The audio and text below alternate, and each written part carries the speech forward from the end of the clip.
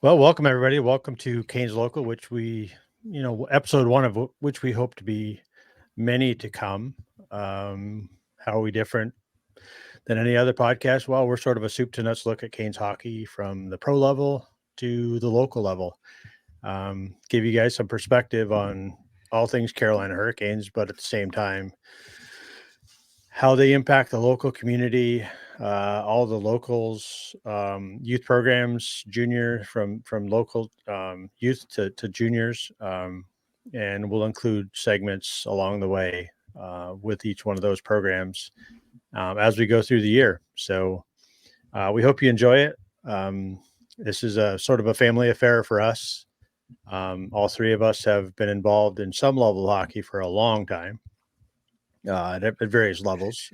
Kyle played college, Division two, junior Hurricanes, product, as well as junior at a tier three level, and Cameron the same, with the exception of the college, but junior tier three. So we all have pretty varying perspectives.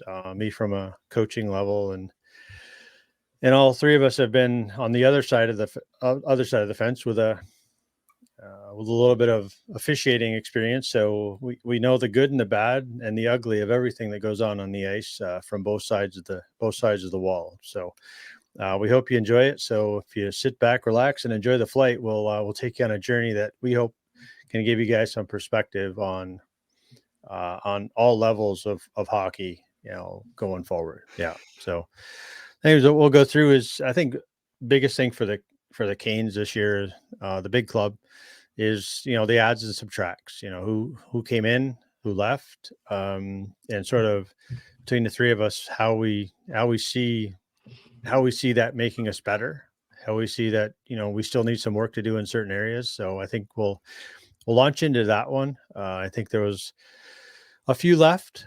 Um, Maybe not as many as we thought originally were going to leave.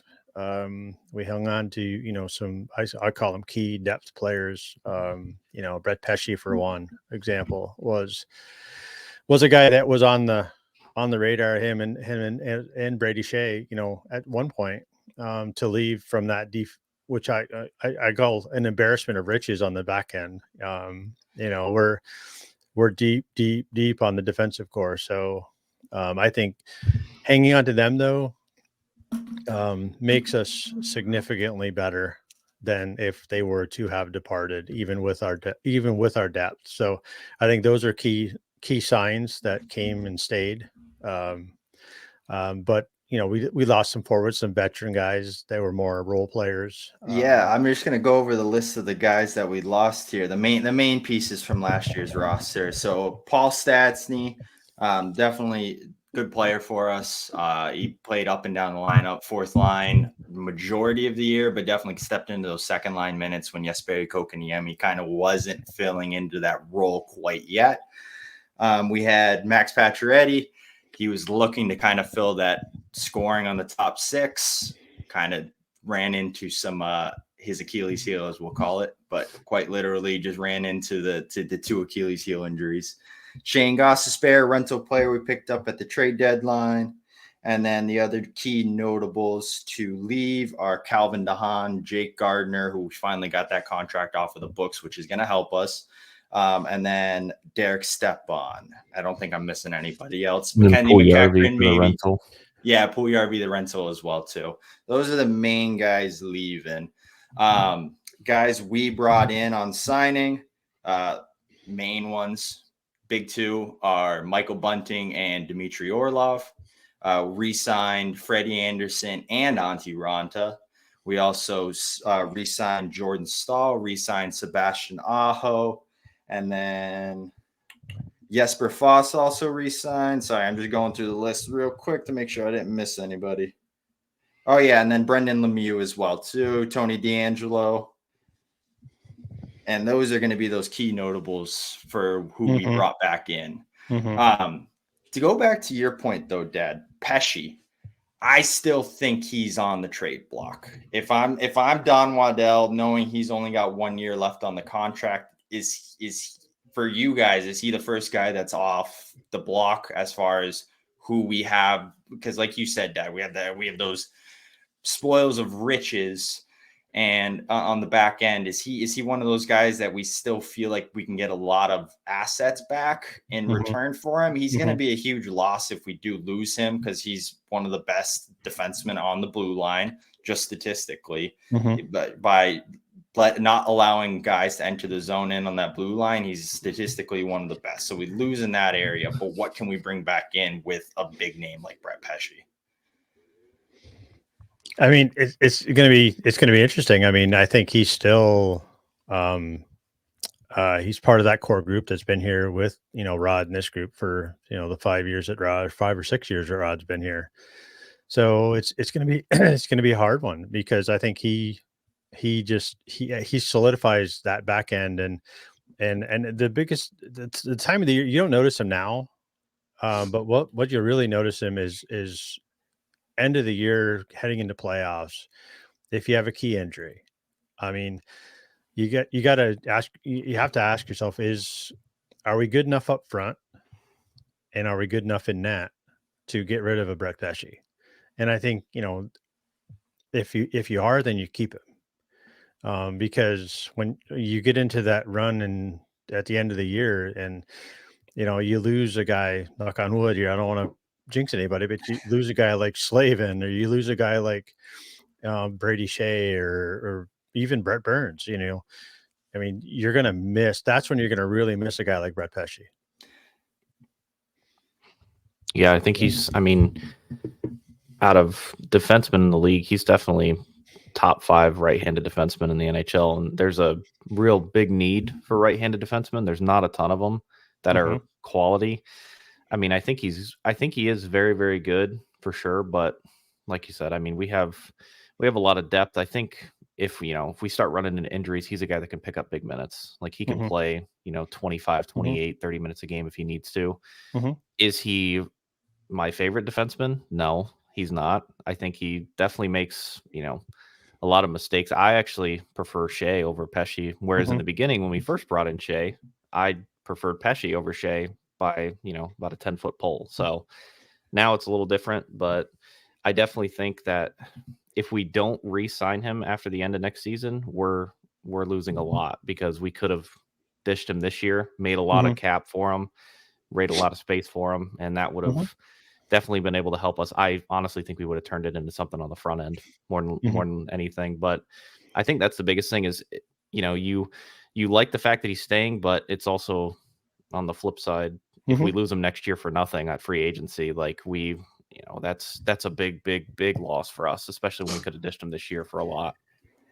Yeah, if I'm taking a peek at it, I think the Canes did everything, and not everything in their power, to try and get rid of him in the offseason, but they were definitely shopping him probably the most out of everybody, just from all the speculation you were hearing around his name too. So I don't think we were not attempting to get it done. I just think it didn't happen. Because his name was the big piece in the Carlson deal. If that was going to go through, it was going to be him and possibly more, including possibly Kochetkov, which I didn't like necessarily, but some on the podcast may not have minded it as much as I did. But the big thing that I'm taking a peek at when we're looking at Pesce is me personally, we lose Burns. Well, we have another right shot defenseman making $750,000 a year, who, in my opinion, I think was probably our third best defenseman last year when we just break down the numbers in Jalen Chatfield. I think Chatfield took a massive step up. I think when he was playing alongside Burns, when Slavin was out, I mean, look at the situation that we were just calling for late in the year. Somebody's down injured. Oh, who did it when Slavin went down? We went on a 10-game winning streak when Slavin was injured. Didn't skip a beat. Jalen Chatfield stepped up, played big minutes with Burns. I think he fills that role on a way cheaper deal than what we have Pesce for. I don't think we go out of our way just to dump the cap. I think it needs to be the right deal, because I think Pesce's, like Cam said, it's hard to find right shot defensemen. Just is. Can't do it. But I think it definitely helps that we have somebody like Jalen Chatfield that can fill Mhm. those top 4 minutes and still have somebody like a Tony DeAngelo, another right shot defenseman who can fill those Mhm. back six, or even, I hate to say it, we have another right shot defenseman in Dylan Coughlin, who I think has looked a little better in the preseason. I don't think he's made massive strides Yeah. in the best direction, but I think he's looked better. Yeah. He's just when he's good, he's really good. His confidence. He's just consistently, his consistency is his only issue, and it's, like I said, confidence. And but I like, in the again, I take preseason with a grain of salt, but when you see him in preseason, he looks confident, but again, he's not playing against an NHL lineup. So if he was to play against an NHL lineup and show that same level of poise that he showed, then I'd say, okay, he's taken steps way ahead of where he was last year in cracking the lineup. But when you really look at it, I mean, when your 5'6" defenseman is potentially Dmitry Orlov and Tony DeAngelo, I mean, where does Chatfield and guys like that slot in? Do they slot in, or do they find themselves, in the press box every night? If and I didn't want to go to this too early, but if you're going to my preseason predictions, I think Tony DeAngelo is the one sat up in the, or my game one lineup prediction. Mhm. Tony DeAngelo is the one, the odd man out, sat up in the press box. I got Shea and Pesci sat as my third D pairing, with Chatfield and Orlov as my second D pairing, if we're looking at it that way. Mhm. So, and then that's another thing, just to spoil the riches on the back end. The signing of, and it kind of went back to a weird stipulation this year, but the signing and trading of Tony DeAngelo kind of was a bit confusing for me after especially the Orlov signing, because we already had so many defensemen as is, and now we're just bringing in two more guys that are expecting to probably play top four, if not top 6 minutes for sure. Orlov, I would expect he's ready to play a top 4 role. Yeah. And he's kind of expecting out of the situation, and Tony DeAngelo is expecting to be in the lineup. But that whole ordeal where they tried to trade him, but it wasn't a year previous the other trade where he got traded to Philly, so we couldn't trade him, and then we ended up signing Orlov, and then we still went back and had a contract with Tony DeAngelo. So once we were able to sign him, that contract still went through with Tony DeAngelo. So we still had Tony DeAngelo. And instead of just taking him for free, we give up, for future considerations, a draft pick and a prospect to Philly, which I think was going to be the original trade anyways. Yeah. But that whole situation was just very strange, how that played out. And I read, or I saw, or heard something, presser from somebody. I think it was, I'm not sure who did it, but it was, Rod basically saying, he said, look, somebody on the back end is going to be unhappy, because we're going to have to make some tough choices, and it's probably going to be people you don't expect that are going to be unhappy with ice time, with games, with being sat out, being the healthy extra. So, I mean, it's not a bad thing to have on the D side.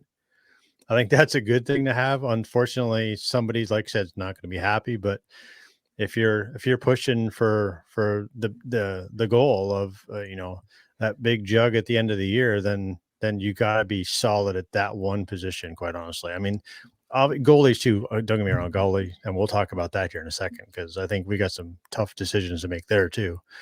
But the D side, you have to be solid, and you have to be deep. You can get away with not being as deep on the front end, but on the D side, you can't get away from it. It exposes you very significantly. Cam, I got a question here. The way that, can you repeat how you said it? Somebody that you wouldn't expect is going to be unhappy. Yeah, I think you're gonna, but the way that was worded, is that how Rod said it? I think so. I think he's got there's tough decisions that are gonna have to be made on the back end, and and he says some guys are not going to be happy. It kind of makes me think that Pesci is going to be the one sat out while we're looking for a deal. So you don't know. That's how it's worded. You don't know. I mean, but at the same time, I don't see Pesci being sat.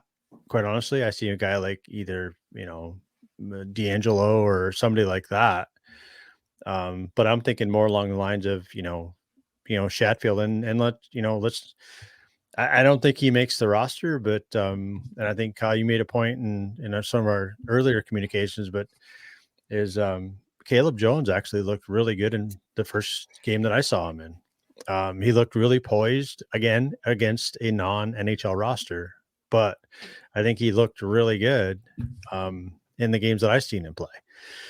But again, where do you put him?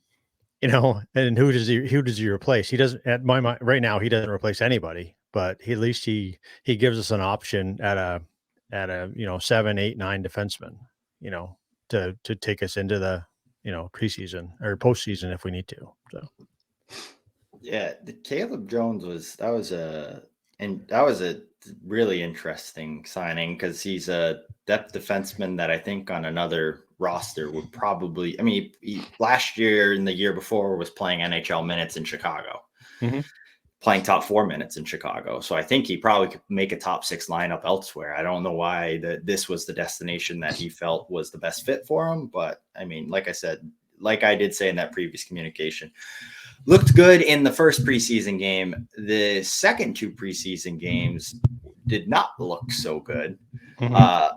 Some tough showings for some prospects, in my opinion. I don't think a lot of them showed up the way that they were expecting to.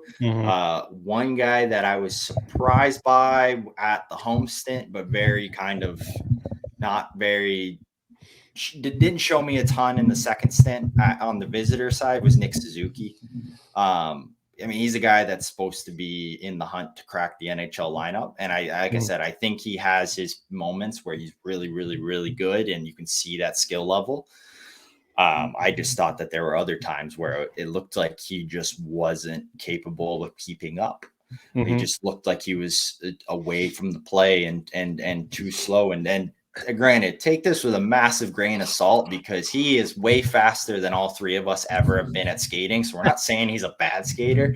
He just can't. He was struggling to keep up with the pace of play that some of the NHL ready guys were definitely keeping up because he's playing on a line with Michael Bunting, and Bunting seemed to be skating circles around him just in the energy category.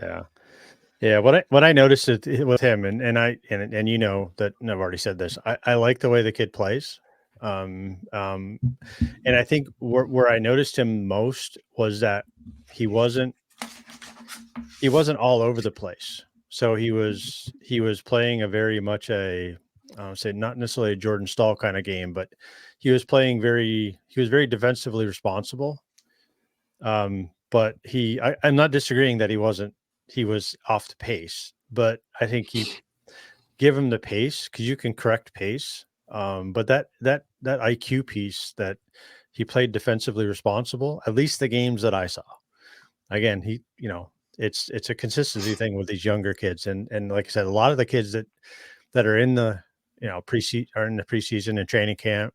I mean, they're young, so yes. I mean, you got to give them that, but at the same time, they're not none of them are first round draft picks.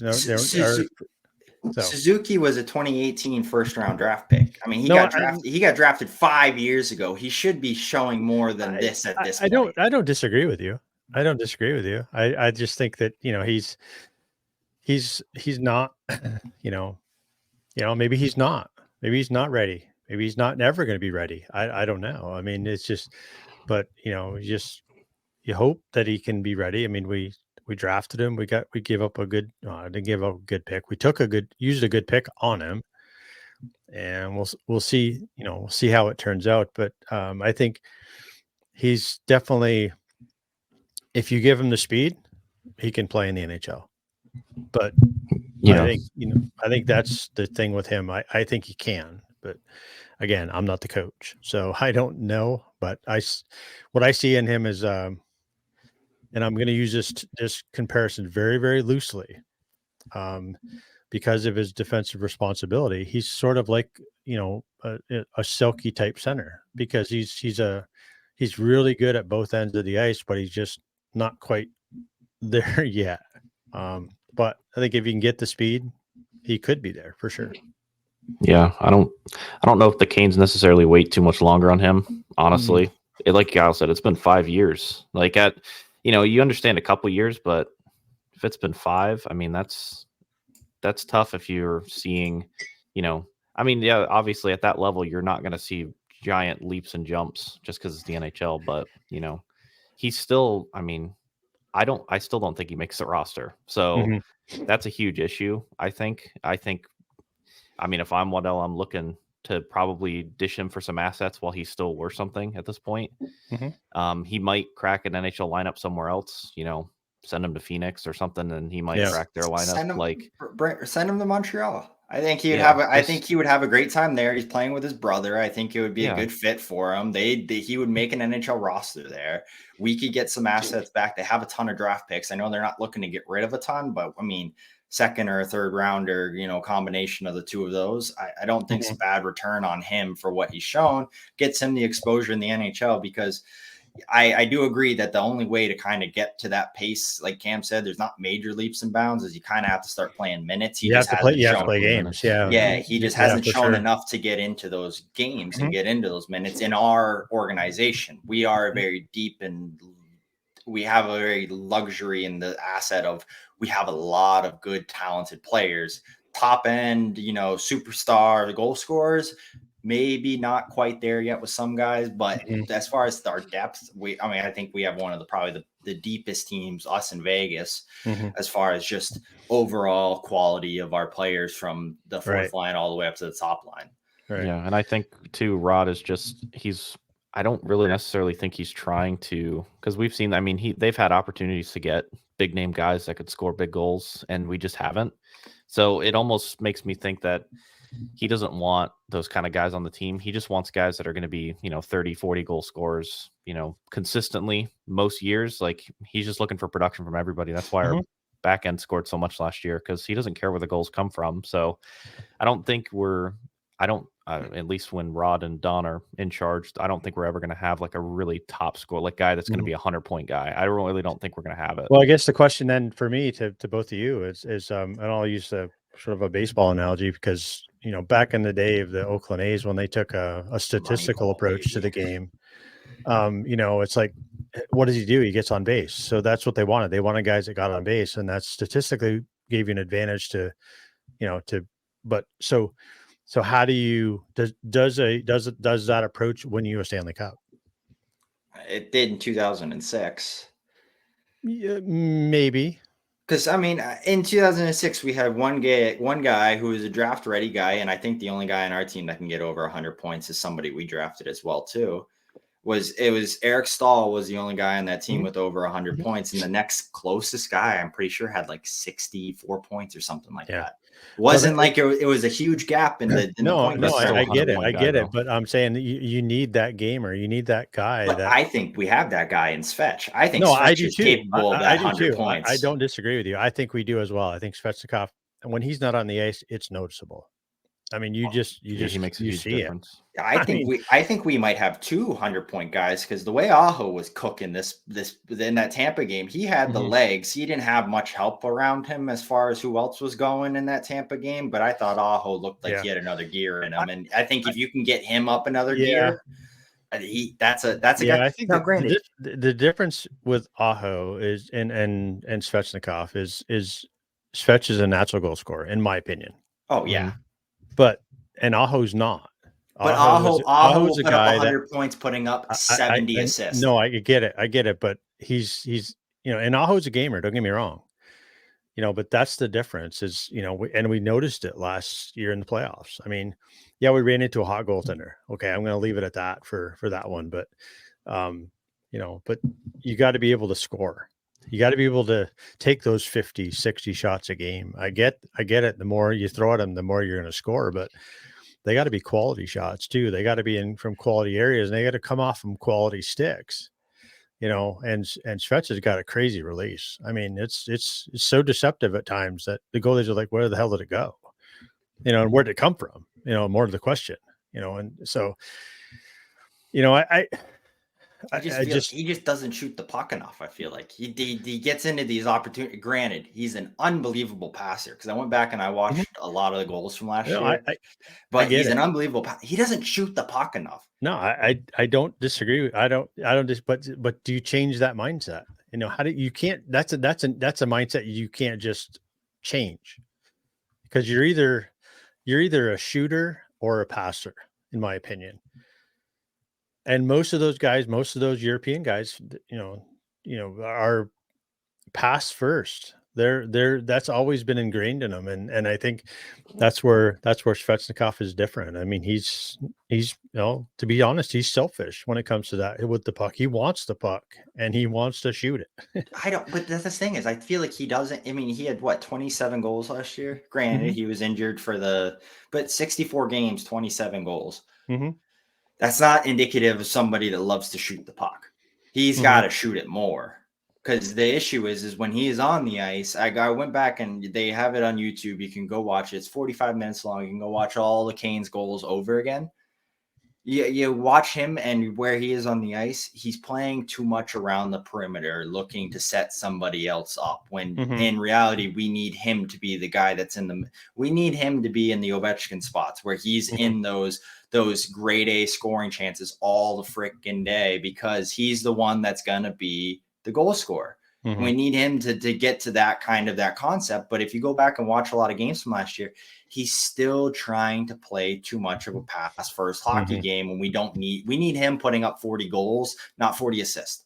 We need him in the 40 goal category, not the, hey, if he gets 40 assists with 40 goals, that's fantastic. I'll take it all day long, but I'm more focused on him getting those 40 goals because that's what we need. We need somebody to get over 40 because that's going to make the difference in this team. So I know we talked about this earlier.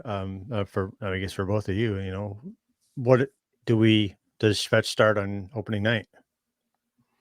I mean, that's the question.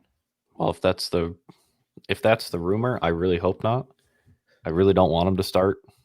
Honestly, he's been in a yellow non-contact jersey for, I don't know, probably a month now at this point. Since training camp started, he has not had contact. I don't know if they just lifted him off the non-contact list like a couple days ago, because last week when he was in practice, he still saw that yellow jersey on. So I want to say it's too quick of a turnaround time. I think we gotta. I mean, if he's going to be one of our staple guys that we have for the next 5-6 years, then we need to let him. We need to let him do what he needs to do to get to at least 100%. We can't just run the risk of throwing him out there and him getting re-injured again.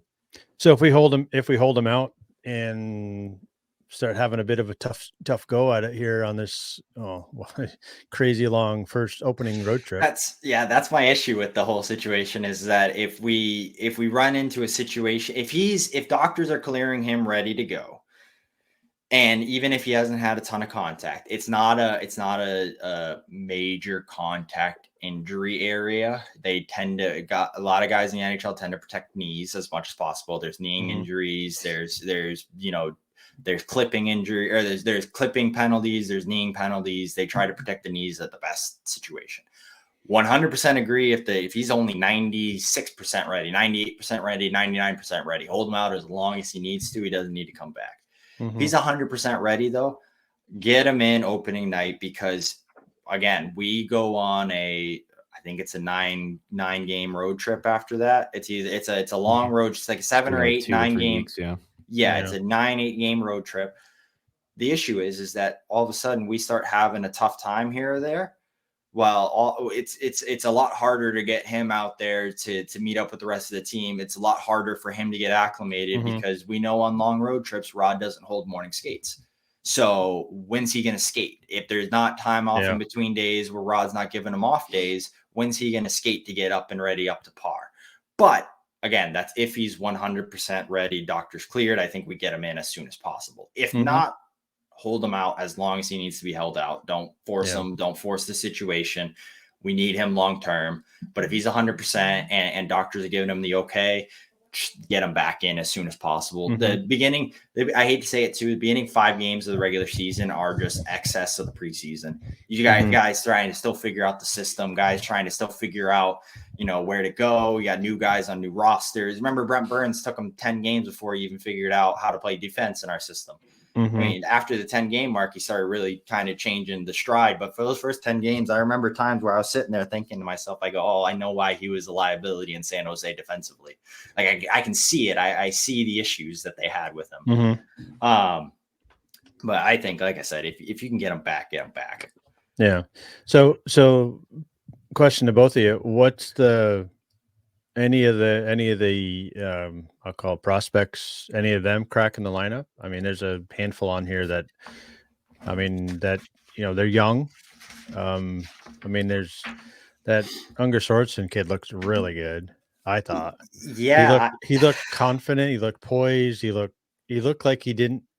Again, I qualify with this is preseason, but even against a fairly, being a fairly young kid, I mean, I think he was this year's draft pick. He was a second-year draft pick this year, second round draft pick. Sorry, this year, but he just, I don't know. He just looks like he may not be this year, but he's close. He's not far off. Only two guys I really see possibly cracking the lineup, and one of them I don't think's had a great preseason, so I don't necessarily. Well, I had three guys. One guy I don't have making it. Just I haven't liked this preseason at all, and I kind of already talked about him. But that was Nick Suzuki. I just don't see him pulling up to the line, and this all depends also too on is Svetch ready opening night. Because if Svetch isn't ready opening night, then that's pulling two guys into the lineup. Because we're already pulling one guy. Sorry, we're not pulling anybody yet. But if Svetch isn't ready, then there's one guy has to crack the lineup. But the two guys that I think are going to make the biggest jump as far as having that opportunity is going to either be Gunler.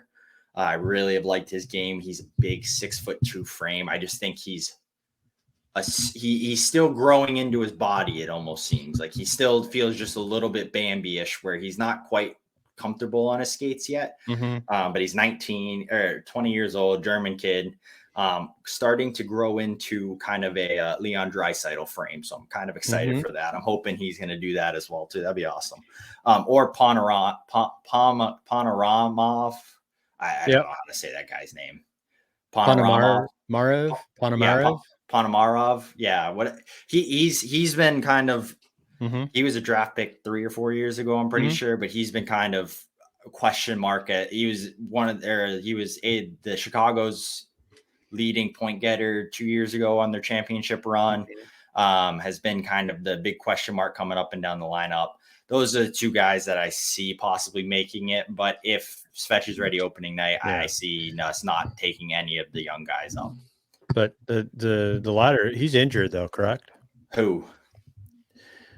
Ponomarev. Oh, I didn't know that. Yeah, I think he got hurt in the preseason or in the rookie training camp. Oh, I didn't see that. Or the rookie tournament, prospects tournament, whatever they had in Florida. I think he went down with a little bit of a knee nick. I'm not sure exactly how serious it is, but I don't think he's been playing. I don't know if he's been playing. Has he played preseason? I don't think that he has at this point. Oh, well, hold on. Sorry, we just got. No, he hasn't played preseason. I think Svetch just got put back on IR. So while you're looking at that, so no, that was an older one. Sorry, I just had a mini heart attack. No, I'm concerned with the depth up front that we have. The prospect forwards, none of them looked like they were NHL ready right now. That's my biggest issue is the game that because I went to the second preseason game, the one against Florida in Carolina, and the game was, it was very, very boring to watch for the first period and a half. The first period stunk. Everybody was just slapping the puck around everywhere. It looked like I don't know. It looked like an adult league game. They were just literally just slapping the puck everywhere. Nobody was really, responsible with the puck when they received the puck. They didn't make good decisions. They just kind of were batting it around everywhere. And, I get that's some of those guys' first times ever playing on an NHL stage. I understand that too. But yeah, even with Florida, there were a couple of guys that I saw could literally slot into their lineup and could produce, not the numbers of the guy they're replacing, but at least hold their own. Mhm. You know, honestly, I thought Skylar Brindamore looked great for Florida. And I know that's kind of off topic and not with the Canes, but I mean, he's one of those kids that I literally think he could slot into a fourth line in Florida and play perfectly fine. You know, Well, I I really think, do. we But watched him and yeah, I agree with you, Cam, 1,000%. I think, I don't want to, toot his horn too much, but because he's still a young kid. And I think, yeah, we saw that when he played with Kyle he's such a defensively responsible centerman that he could be a Jordan Stahl kind of player. I mean, mhm, that's where I see him. And I agree with you 1,000%. I think he's made an argument. he did. So, well, he may not get there, but he definitely made an argument. For Yeah, being I a didn't see anybody for the Canes. That's my issue too. Is if we lose two top end guys, our season's in dire Mhm. straits because we don't really have a guy that could just slot in. And I'm not saying fill the role, but at least fill in for the guys that are going to be moving up the depth chart. Mhm. We don't. I mean, yeah, I'm our front end depth is a concern for me, especially if we run into injury trouble.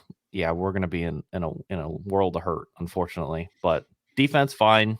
Goalies, I think we're good deep. You know, if we have one guy that goes out injured, we have the other two that are going to hold their own. But the forward depth is very concerning for me.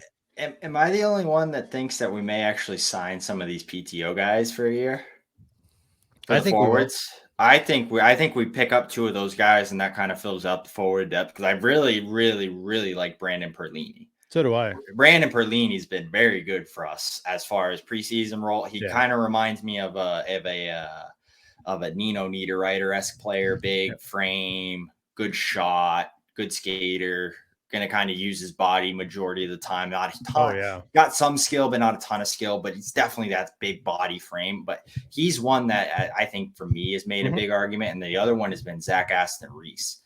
Really like kind of has that for the Mhm. older Canes fans, kind of has that Chad LaRose with a Brock Mhm. McGinn feel to him, just a lot of Mhm. sandpaper. And I That's honestly, what I I think s I think sorry we've been sorry to missing interrupt. something like I that. noticed that a lot with all these young kids too, is there's a lot of the younger ones. There's a lot the games that I saw, there's a lot of Brock McGinn players out there. Yeah. A lot of the guys, they played the same game, My exactly the fear same is way. it's a byproduct of Rod's system is that Mhm. if these guys that are looking to make this roster know that they're not going to make it on the top six. So how do you make it on the bottom six? Is you have to play like Brock McGinn. Mhm. So it's forcing these skill guys sometimes into these situations where if they're just trying to crack the roster and they don't have an option out, Mhm. they're going to have to kind of force their hand a little bit with how they're changing the game. And maybe that's what we're seeing with Nick Suzuki or Ryan. It's Ryan Mhm. Suzuki, not Nick.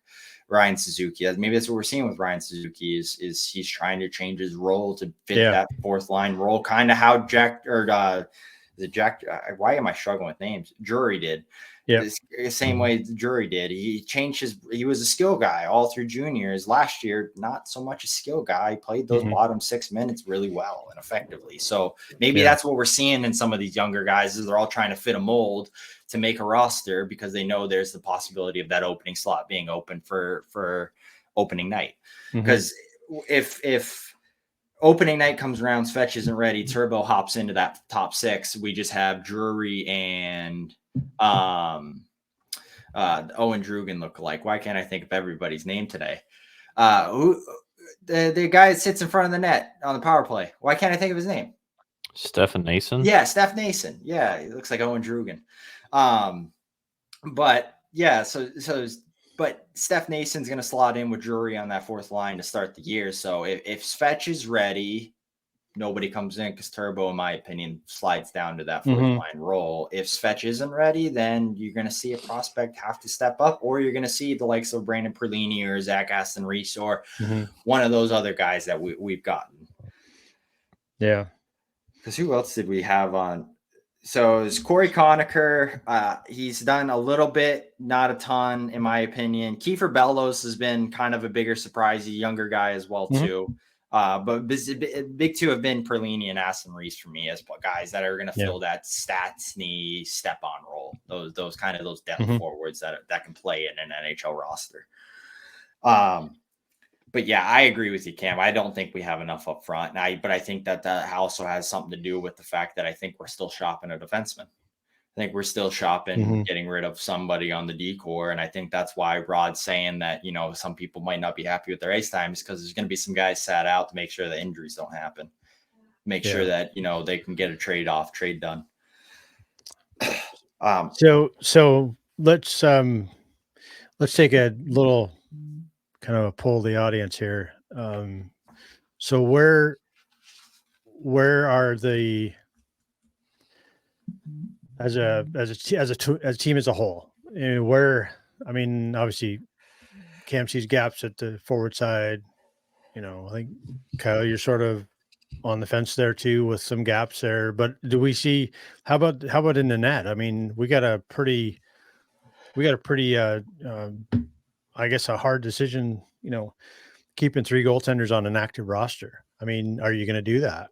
I mean, because quite honestly, Kochekov, he needs to play in games to continue to get better. So, and he's signed to an NHL roster. So the only way to clear him is you got to clear waivers, as far as I know. So yeah, so I'm just going to explain from my understanding of what's going on with our AHL system, because that's the whole issue with why we're running 3 goaltenders this year.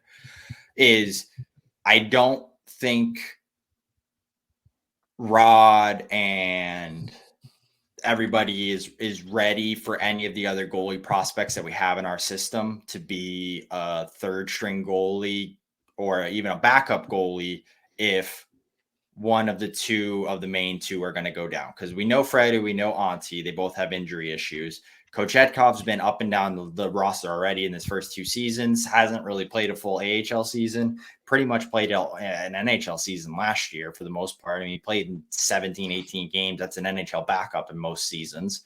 So he played in basically what we consider a full NHL season as a backup role last year.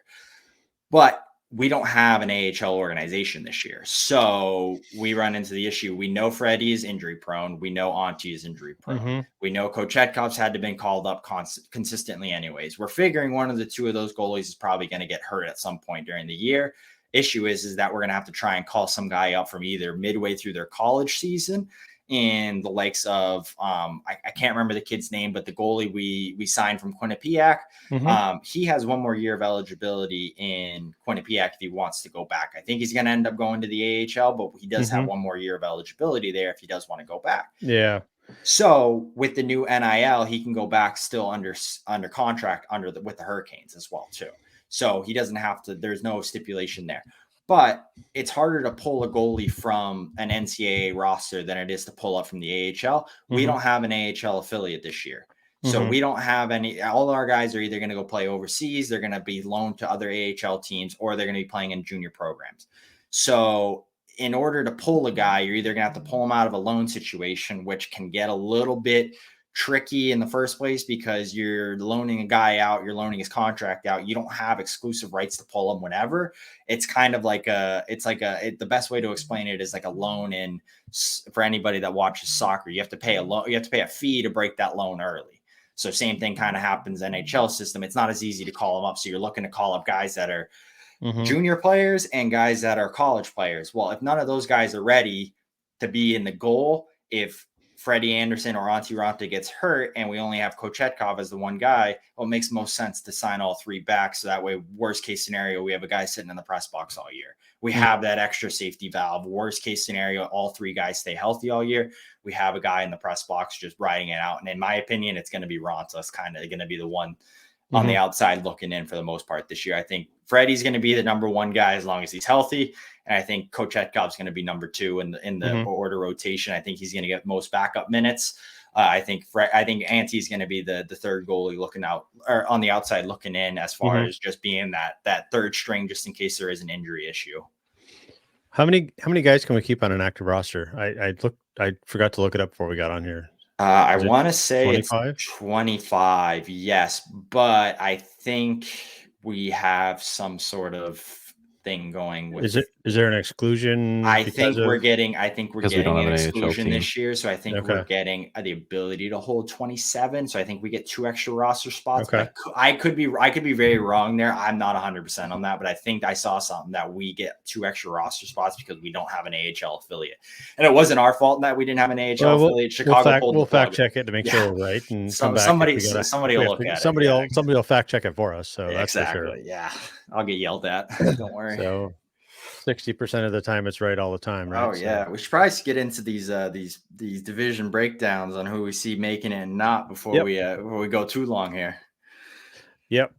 So Cam, guess did you have anything to add on the goalie situation? Sorry, I didn't want to cut you off. I mean, not really. You kind of hit on it. We need 3 goalies. Like Mhm. our top 2 goalies, Ranta and Anderson, are going to get hurt. It's just a matter of when and at what point in the season, Mhm. and how long. Yeah, That's it. I mean, we need to run 3. So, Mhm. You sign guys like, Ranta and Freddie, knowing that Freddie can't play 60 games a year. Mhm. He can't. He just can't do it. Ronta's the same way. He can't play 40 games a year, or 30 or whatever a backup generally plays in the NHL. He really can't do it. So we've set up our goaltending system with the fact that we know we have to run 3 goalies. We can't have these 2 guys. We can't expect Freddie to play 60 games. He'll play, 30 this year if we're lucky. yeah. I was gonna ask, what's your game breakdown if all 3 goalies are healthy? Who's playing how many games in a season? Just rough estimate. Math's not going to be right. I'm not counting 82. I'm just going to give you a rough estimate. I think Freddie plays 30 because I think that's about 30 how to many 40, we can. yeah. I think that's about how many we Yeah. can get out of Yeah, him. I was going to say 30 to 35 for Freddie. I think Ranta plays 15, and I think Kochetkov picks up the rest. I think Kochetkov plays the most games out of all 3 goalies. Yeah. I think if He Ronta's looked- I mean, healthy, again- Ronta plays more. That's how I still think Freddie and Ronta are our top 2. Kochetkov is rotating in. I know they want to get him minutes. Kochetkov needs to play. So he needs to play minutes. If we know if we're not in some dire strait where we need to string off 10 wins in a row to get back into a wild card spot. If Mhm. we're at the level that I expect that we're going to be at, especially with the decor we have in front of them, let the 2 goalies be healthy. We've seen Ranta come back in after not playing 7, 8, 9 games in a row and play 1 game and be stellar. We've seen Freddie come back in after long injury stints and be good. Let him play as many games as he can get out and be consistent, and just let him roll the coaster all the way in, and then we can make the decision come playoff times on who we want to start then. I think I agree with both of you. I think Cam, you're right. I think Ronta is going to be number 2. But I think Kyle, I agree with you. I think Kochetkov needs to play NHL games. He needs to get reps and he needs to play as many as he can get into as he can. Yeah. I think the difference I think right now is that in the pressure situation, I think Ranta has produced better results than Kochetkov has. Granted, he's veteran. I get it. Kochetkov doesn't have the experience, but I think that's the biggest thing for me. And I get you can't get that opportunity unless you're playing games. So I think it's sort of I could go either way, but I do think that I think Ranta and Kochetkov, they play similar games throughout the year. I think they play maybe equal share of the balance of the game, but I don't think playing Freddie any more than 30 to 35 games is good for him or the team. And it gives him the opportunity to be ready and available for the playoffs. Do we just do a full 3 goalie carousel? So each night, I don't know if that a works. New starter with a new backup. I don't know if that works, but because sometimes goalies get in a rhythm, and this, as a forward or even a defenseman. I mean, Kyle, you from a forward perspective, and Cam, you from a defensive perspective.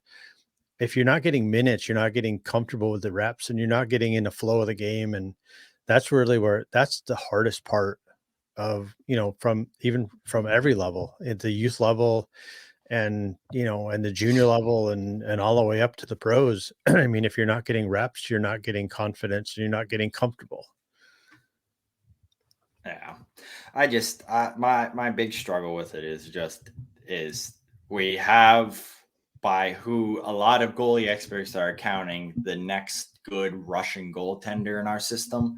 I just struggle to see okay, I don't want his development to plateau because he's not playing in the minutes. Because if he's going to be, let's look at the last 3-4 playoff runs. We can call it however. The Boston series, maybe a couple years back, I wouldn't classify as a goalie stole that. But the last 2 years in a row, goalies have stole the show.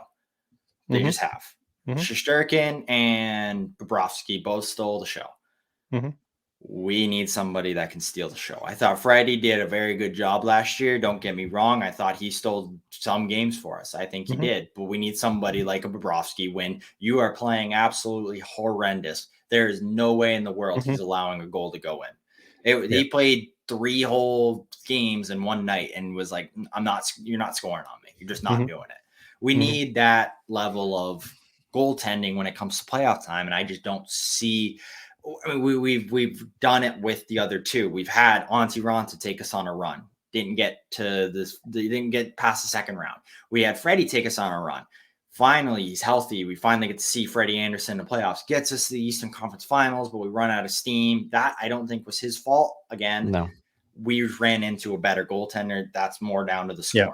Yeah. But you get a goaltender that's playing like Shesterkin in the New York Rangers series against us, playing against Bobrovsky in the Eastern Conference Finals. Well, now all of a sudden you might nick a game. You might steal 2 games. You might split at home, split on the road. And then all of a sudden it's a 2-2 series instead of a 4-0 series. It changes that dynamic. Yeah. So let me ask it a different way. Both of those series. Okay. You talk about Shesterkin and you talk about Bobrovsky and, but the following series, they get beat.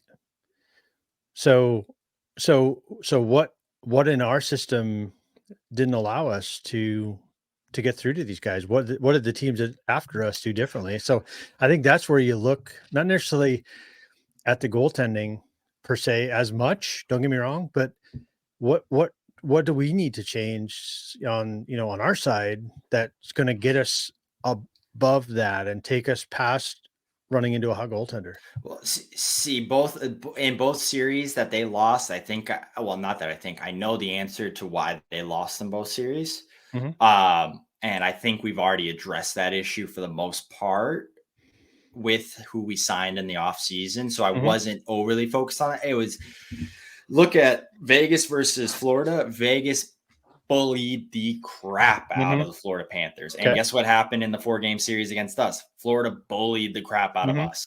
Bullied us up and down the ice. We didn't have an answer for Matthew Tkachuk. He was doing whatever he wanted to do anywhere on the ice, and we didn't have anybody to answer the bell. Well, we made some adjustments. So we have Tony DeAngelo now, who we know is willing to fight. He's happy to do so. Not maybe happy to do so, but he's willing to do so. Brandon Lemieux, who's happy to do so. I know that for a fact because he does it more than anybody else in the NHL every single season. And yet he plays a quarter of the games that everybody else played, like 28 games last year. He gets 7 fights. And most in the NHL, he played half the games, or not even half, a quarter of the games. So we know he's willing to do so. We have the guys to answer the bell now. I think it's going to come down to whether or not we get the goal scoring and whether or not we get the goaltending. Okay. Yeah, no, fair enough. So that's the route that I went down on that one. And unless it's a lot easier. Well, not a lot. I shouldn't say a lot easier. I think I have more faith in us being able to develop Kochetkov into being that number 1 superstar goalie than I do us being able to find a top 6 true out and out pure goal scorer in the middle of the season without having to give up a major roster piece other than Brett Pesce or other than one of the defensemen. Other than that guy, if we're going to go out and get a bona fide number 6 or top 6 guy that's going to put up 40 goals a year, it's going to cost us 2 roster guys, a bunch of prospects, and a draft pick. So are we willing to give that up and kind of jeopardize the future of sustaining this? Because again, we know what happens when losing hockey comes to the Carolinas. Doesn't always mean for selling out season tickets and filling up the arena. And it's very common across not just North Carolina, but a lot of as I'll put in quotes because we're a very traditional hockey market now, but the non-traditional hockey markets, they're not winning. People aren't going to come. And even in Buffalo, they stopped coming to games because they stopped winning games. So I think Don Waddell and Tom Dundon are very focused on making sure we win now. but Mhm. they're also not losing sight in the future, because they know when we are a bad team that's in a big rebuild, that we're not going to put butts in the seats. So keep us as relevant as long as possible. And you see it in all the trades. And that's why I don't think we've gone out and gotten a number top 6, not because they don't want to, it's because we're having to give up too much to get them. We were Right. in on Jack Eichel. We were in on Vladimir Tarasenko. We were in on Patty Kane. It's just, we were going to have to give up an arm and a leg to get any of those guys. And Don Waddell and Tom Dundon are not willing to jeopardize the future of being able to put out a competitive product on the ice in order to possibly win in this year or next year. And then all of a sudden, 3 years down the road, we're having to do a full-blown rebuild. We are still young. Aho is 26 years old. Svechnikov is 24 years old. Jarvis is 19, 20 years old. Natchez is 25 years. We are so young still. We have so much time to be good. The only thing that worries me is our defensemen are getting older. But I think we have young guys coming up that can kind of fill that role in the likes of the kid from UMass Amherst, which he's not at our training camp, so I don't know what's going on there. Scott Morrow, and then that kid from Russia who can't come over, and Alexander Nikishin. Yeah. So you follow Shoot Cam on the grittiness side of our adding the grit to our game. That could have taken us beyond. I think that would have those two helped us rounds. win a game or two. I mean, I don't think it would have changed it. Okay. I don't know. I mean, it was a factor, I guess. It was definitely, it was the biggest factor. So, and then, yeah, I mean, I think that definitely, it would have helped. Would it? I don't know if it necessarily would have changed the series just because of how good Bobrovsky was. Yeah. Like the problem was, and you even saw it in the Vegas series too. As soon as Vegas broke down Bobrovsky, he folded in on himself, and he played like the normal Bobrovsky that everybody else is used to seeing. He just had a really good, month and a half stretch where he played the best hockey he's ever played and ever will play. He will not play that well again. There's no way he gets to that level again. Hold on. How did they do that? Hold on. Sorry. How did they do that? We can't say the best hockey Bobrovsky's ever played because he has won a Vezina. So he has had his year where he was the best goal in the NHL. I just gotta give him props. I guess if you're looking at from a all month period, all time, that was probably the best month of hockey season, overall, sure, but his like best hockey was that Vezina season by far in Columbus. But yes, I guess over a season, I guess I'll say the best playoff hockey he's ever played. Yes, for sure. Sorry, yes. So I don't see him. I was just being doing that again. How did they do that? How did Vegas do that to get to him early? What did they do differently? Did they crash the net? Did they run over him? Did they score on him early? So I guess and again, we have the hypothetically, and we have the grit. We have Svechnikov in the lineup, and does that change the outlook of the series against Florida? No. Okay. I think. So what else? What else were we missing? I don't think we're missing anything. I'm 100% with Cam. If Bobrovsky kept his confidence, they win the cup. They win the cup. Opinion. They win the cup. It's not even going to be close. The thing is that I think it was either game 1 or game 2. Bobrovsky gets sent to red light district and gets sunburn in the back of his net for a 7 spot. And after that point, there was no coming back in the series for him. He had lost all confidence. They had Alex Lyon as their backup, which I adore Alex Lyon. He was a part of our system. He was awesome for us, everything along those lines. He's not going to win you a Stanley Cup. They didn't have Spencer Knight. They didn't have anybody else. The second Bobrovsky lost his confidence, you saw Bobrovsky come out, who was making errors, who wasn't as good post to post, who didn't track the puck nearly as well as he was all of a sudden. I mean, it was just like all of a sudden it was the training wheels fell off and then he completely forgot how to ride the bike. Like he just, everything went after he got lit up for set. It was once his confidence went, and I think it was the first 3 goals of the game were scored in the first 5 minutes. And all 3 of them were just scrambles in front of the net that just happened to go in the net. And it was just, I don't think we got any of those bounces to help us. Either. I think Florida got quite a few good bounces. And that's another thing too, is that playoffs, you look at it even in the Montreal series during the COVID season.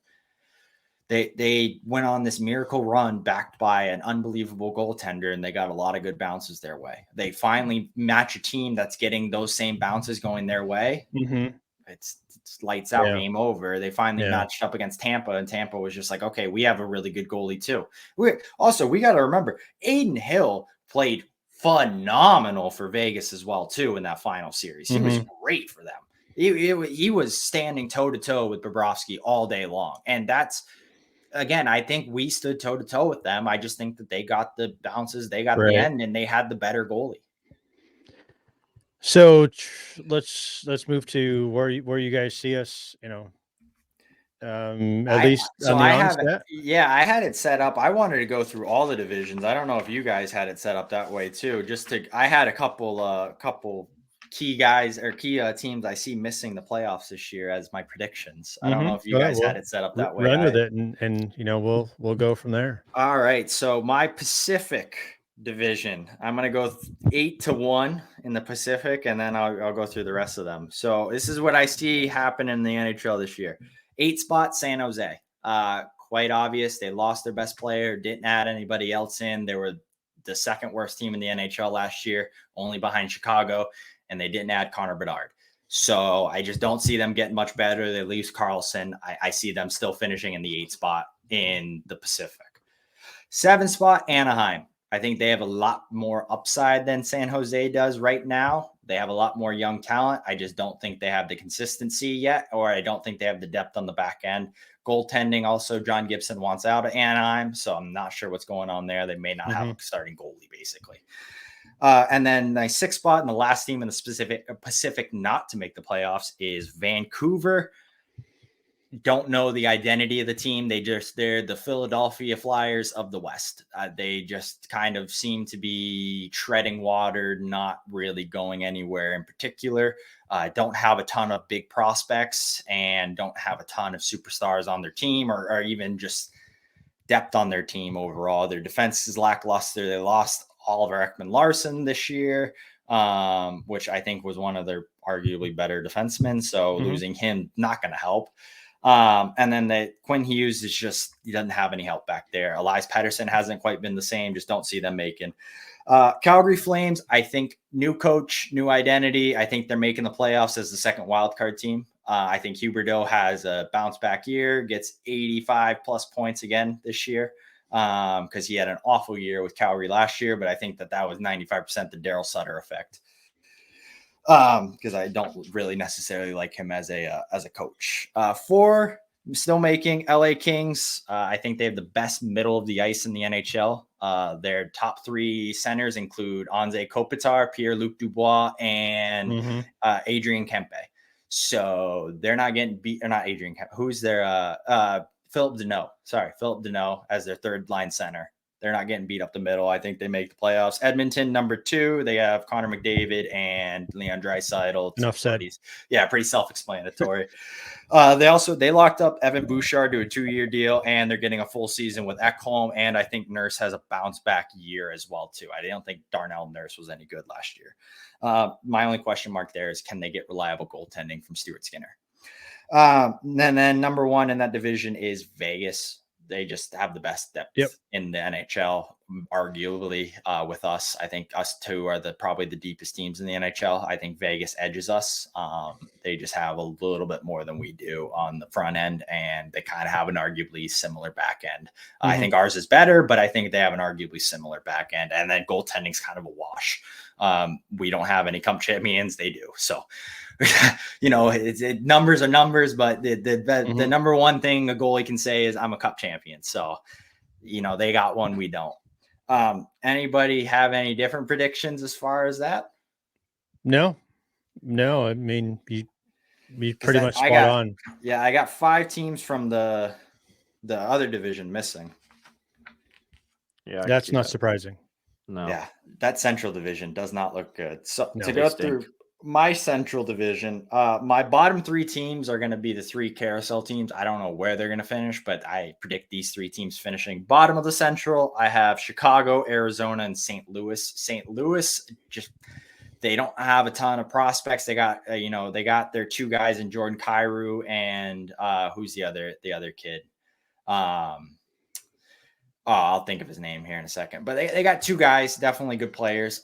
Just don't see them making a huge difference. Jordan Binnington, for me, is not the guy. No. he's a head case. He can't keep it together. If he does, the games that he does keep it together, I think he's lights out. But on other games, I just don't think he has it.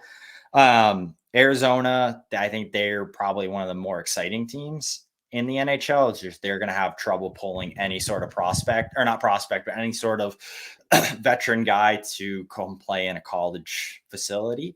So that's the only problem I have, is I think they're going to have to be solely relied on growing from the inside. But Logan, do you see the Logan Cooley goal from Australia? He does this 360 pirouette and then backhand. It was the sickest goal I've seen in a long time. But Cooley, they got Clayton Keller, 100-point season last year. I think he's going to duplicate. I really like Clayton Keller. They got Gunler. They got Barrett Hayton. They got Marchini.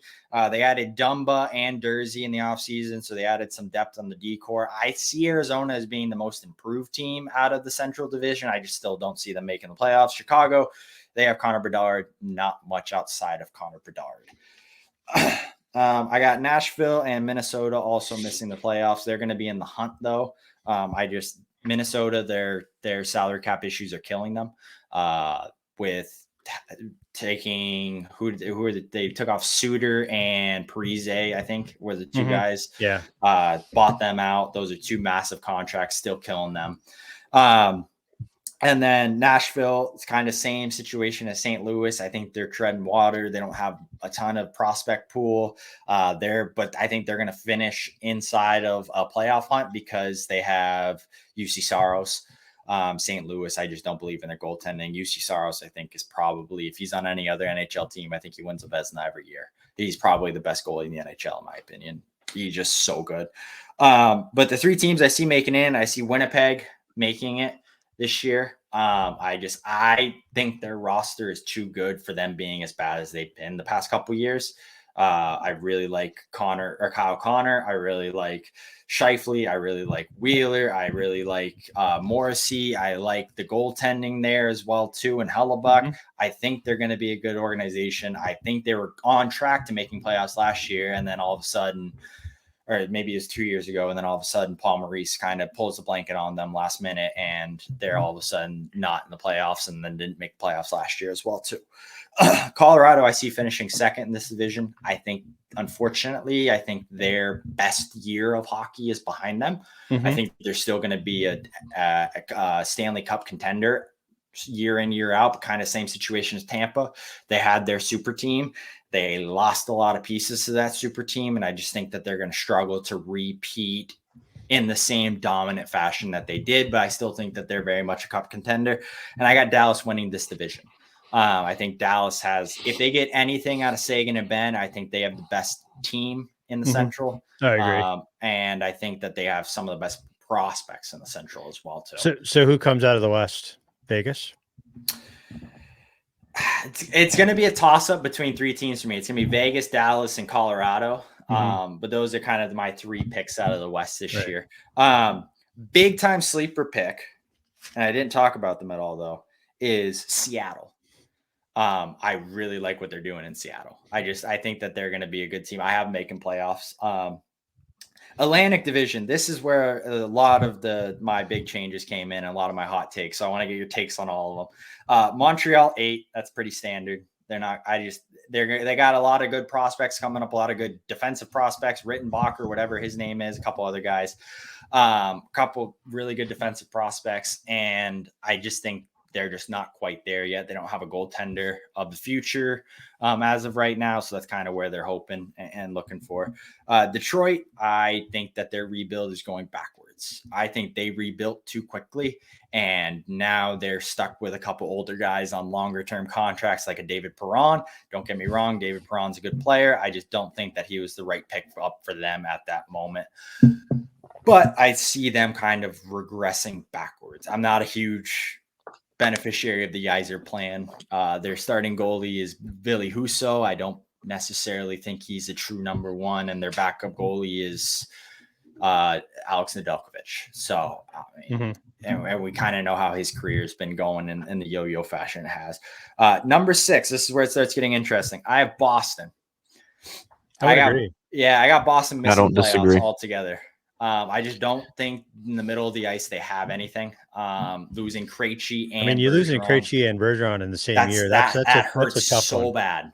Two, And I mean, two really good centermen. yeah, it sucks. I don't also believe the goaltending is going to be the same. That was going to be my next point. Is I don't trust their goalies. I don't trust the I think goalies. I think they had a lot of hype behind them that one year that they. A bit. Yeah, I think definitely they have shown that they both can be really good backups somewhere. Is all I'll say. I shouldn't say. I think both of them have the qualities to be a starting goalie. I just don't think that they're the qualities to bring a team. I think they have the same qualities that we have in Freddie Anderson. I don't think they have the qualities of a Shesterkin, a Sorokin, a Vasilevsky. They don't have those type of qualities, but I think they got the same level as like Freddie Anderson. I don't think they're as good as Freddie. No, I mean they're not as consistent. I don't think they're as good. From a technical perspective. I know it's just the numbers from last year for Ullmark. I get no. Don't get me wrong. I get it. Just to hear these, he was 41-4-1. He was 41. That was also it's also a team difference as well. Yes, I know. You had the Boston Bruins in front of him. That's what I mean. But he also had a .937 save percentage and a 1. I agree. I agree. You had Boston in front of you. I mean, so when you got guys like Bergeron in front of you and those makes guys, a massive difference. It makes a huge difference. And their big issue is they don't have any cap space either. They're completely spent up on the cap, and this is their roster. So they don't have any draft picks for the next 3 seasons. Right. So it's going to be a long road. It's going to be a rough ride for the next couple of years. Unless, and I think this is the best way to go for them is trade Brad Marchand. Now granted, now they just named him captain, so I don't see that happening. No. But the issue is that he's the oldest of the core group left.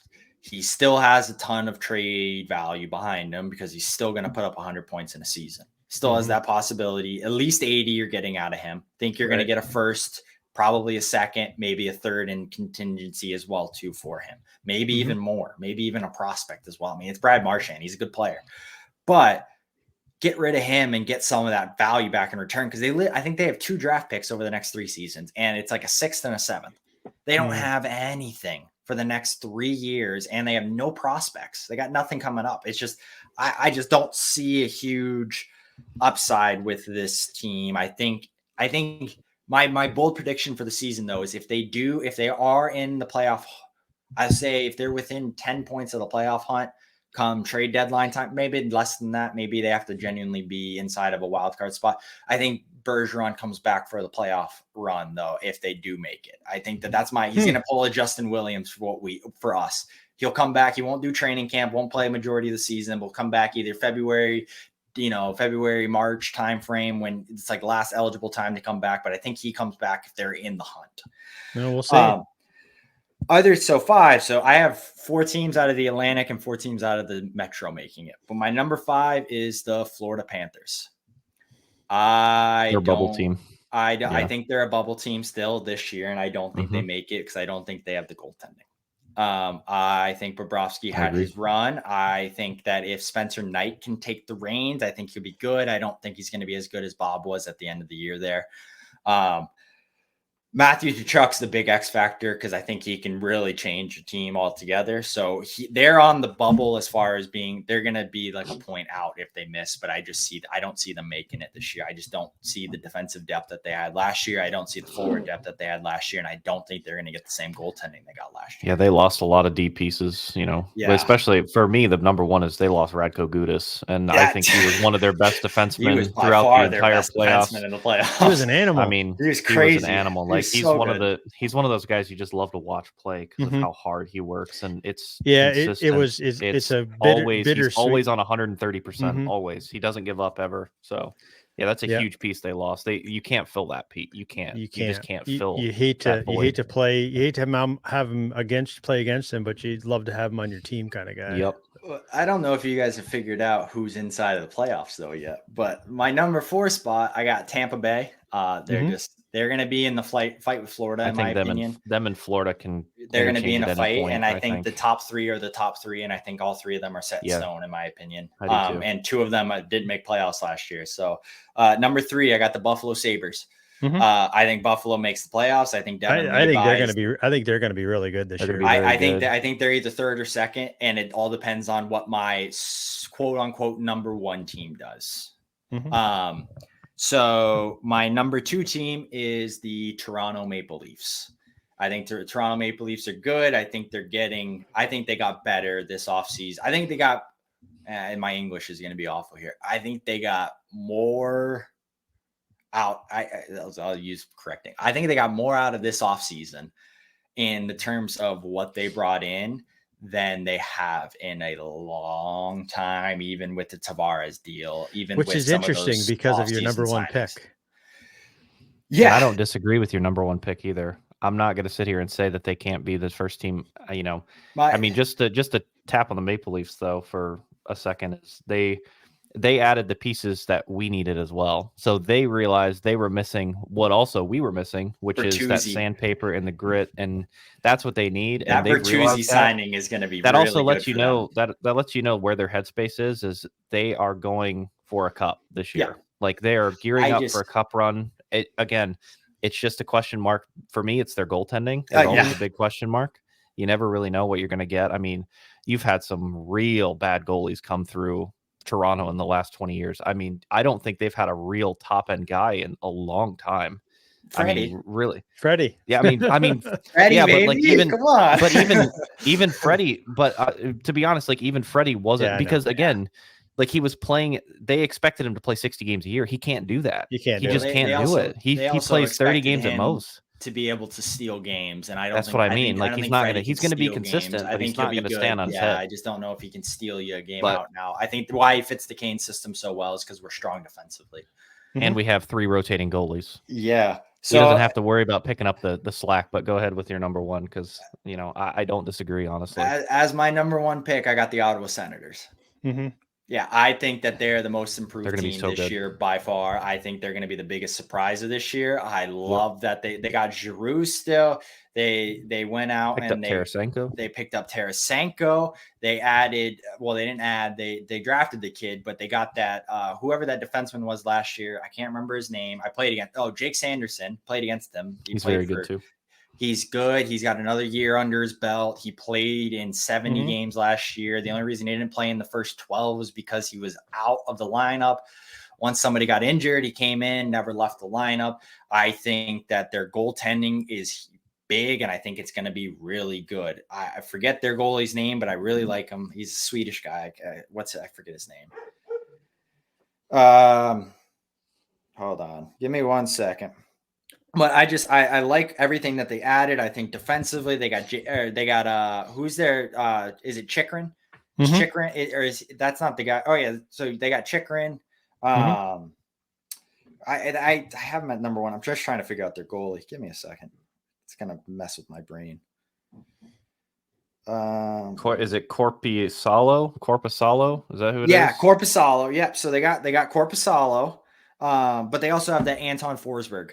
I really like Anton Forsberg. I think he's their goalie of the future. Wasn't he part of our group? He was, yeah. So he came over. Well, he was a part of our group, but then he got traded to Florida in the Trocheck deal. Mhm. And then from Florida, he got traded in some deal he got put up, or maybe it was free agency. But yeah, he was a part of our system. He was in the Trocheck deal that went down south though. But yeah, I think Forsberg and Korpisalo are going to just lock down the goaltending. Tim Stützle, I think, is going to put up 110 points this year. I do too. I think he's going to put up 110 plus points this year. I think he is unbelievably good. I think that they who's the other kid that they have. This team is going to be the biggest good surprise this year by far, in my opinion. Well, they got the other Tkachuk brother, Josh Norris. They have Tkachuk. They have Josh Norris. Brady, they have Claude Giroux, Drake Batherson. That's who I want. Drake Batherson. He reminds me of, Nick Paul in Tampa. Mhm. They're side by side comparisons. And I love Mhm. Nick Paul in Tampa. Big, Yeah, me too. heavy forward, just can really, really control the puck, doesn't get Mhm. rid of it, strong defensively.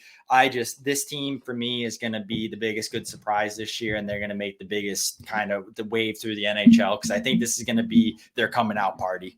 Yep. They're my number one pick. Mhm.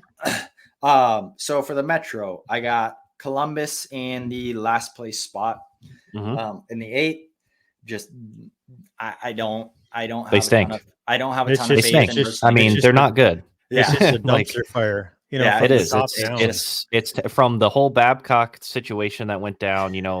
That obviously they're just scrambling at this point. So yeah, I mean, I Yeah. would be surprised if they don't finish in the last spot in the NHL, but we'll see. Yeah. Yeah. It's Yeah. surprising that, my that the only thing whole is management that team is still there. Johnny Yeah. Gaudreau and Patrick Laine, I think, can pull them from not being the last place team. I think San Jose is going to be the last place team in the NHL because San Jose's got nobody. They've got rid of everyone. They dished everybody. They Yeah, got rid of everyone. They got an AHL roster. They're in a full blown rebuild. why If they that's do why it I right, think they're going to be really good in 5 years. But they have to that's do why it right. that's why I think they're going to There's finish a last place. That's Yeah, why I there's a have team them in the pegged as Metro their last place.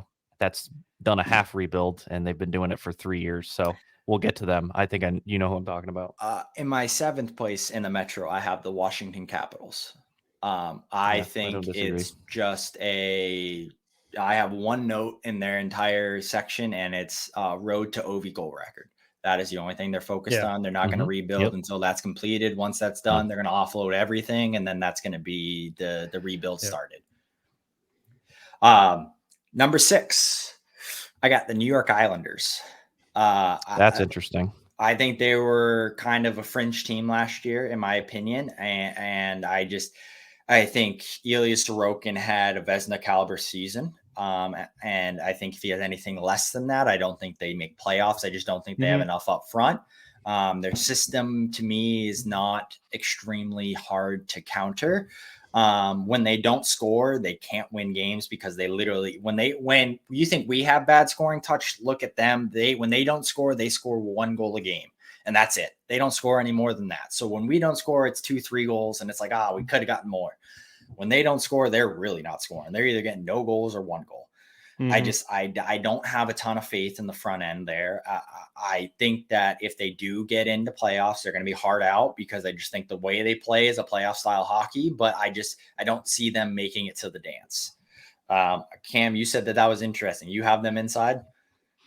So I think they're better than the Penguins, but that's just me. Yeah. I think the Penguins stink. They're in that same situation that the Caps are in, where they're just riding out the Sidney Crosby hype until he retires, and then they're going to be on a full-blown rebuild. I got way more faith in the Penguins than I do the Capitals, though. The Penguins, because they got Carlson as well, too, now. So you add 100-point guy on the back end playing with Crosby and Malkin, and, you never know what that does to them, but it's going to give Crosby some mojo. Yeah. Malkin, I think, is a little checked out, but it might bring him back into the fold a little bit more. Well, I think they're also a big piece. They're going to have Gensel back this year. They missed Jake Gensel all last year as well, too.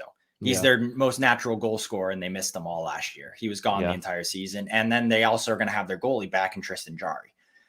But I don't have an amazing amount of faith in Jarry, but I think he's capable of bringing them into the playoffs. That's from my point of view. Yeah, I think for me, I think the Islanders have less question marks because they know what they are. I think the Penguins, they think they know who they are. And then if the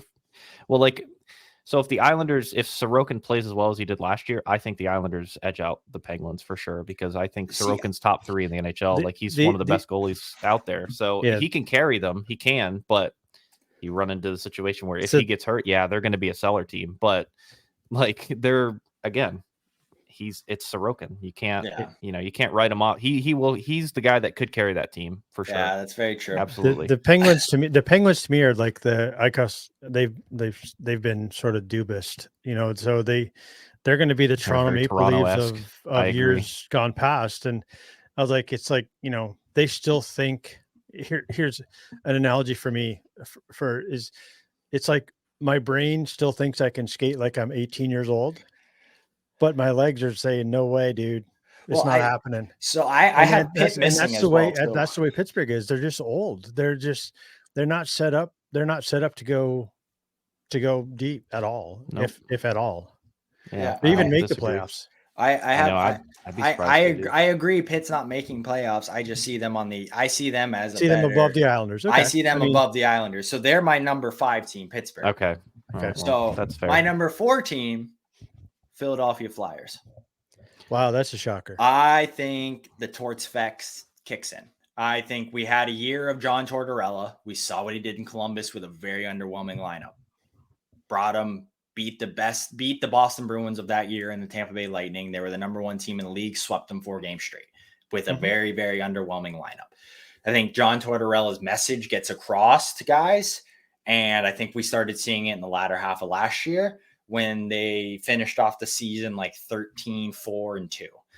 You started seeing all of a sudden, granted, it's the latter half of the season, so you're giving guys that normally don't get amazing opportunities, different opportunities, and that might also change some of the mojo altogether.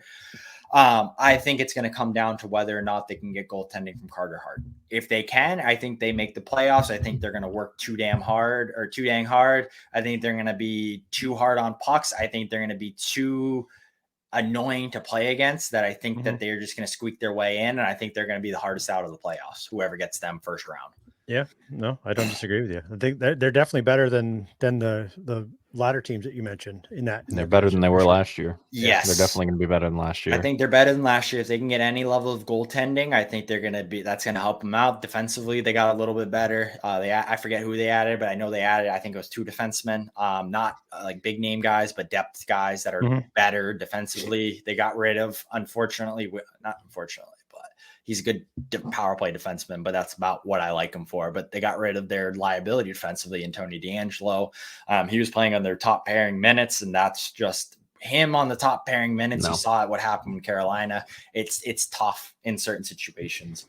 He needs to be a third pairing guy and just a power play specialist. He needs to be that Jake Gardner role that we were kind of looking to get Gardner in. Third place team, I got the New York Rangers. I don't see them being a top 2. I think that they're probably going to finish 10, 15 points behind the top 2 teams. I think the top 2 teams will be in a neck and neck race the entire season as far as who finishes for the President's Trophy. Because I think the top 2 teams are both going to come out of the Metro this year for the President's Trophy race. I think the Rangers are headed backwards. Very much. I think that 5 years ago they were in a rebuild. I think they got Panarin too quickly, and then all of a sudden it was cool. We got Panarin now. Go. And I think they signed too many older guys to bigger deals. They got Trouba locked in 5 more years at like $8 million a year. Panarin's not a playoff guy. He just isn't. He will be a great irregular season player all of his life, but come playoff time, he doesn't show up. The kid line, they have had 3 top 15 picks in the past 7 years, and all 3 of them really haven't panned out to be much. My favorite one was their 15th overall pick in Hedel. I think he was their latest of the 3 draft picks between him, Lafreniere, and Capo Caco. And Lafreniere, I don't think is as good as advertised. He was at one point in his career supposed to be the next Sidney Crosby, and he was a flash in the pan for sure. Don't think he's really going to amount to anything more than maybe a second line center in the NHL. Capo Caco, I don't see being in the NHL more than 3 more seasons. I was about to say, I've never seen him be good. I've never seen him have a good season. I don't see Capo Caco being in the NHL much longer. I think he's gotten his run, but I don't see him making any big step. I think Hedel is about the only one out of the 3 of them that's going to produce to become a good player. Now, granted, shouldn't say because they had 4.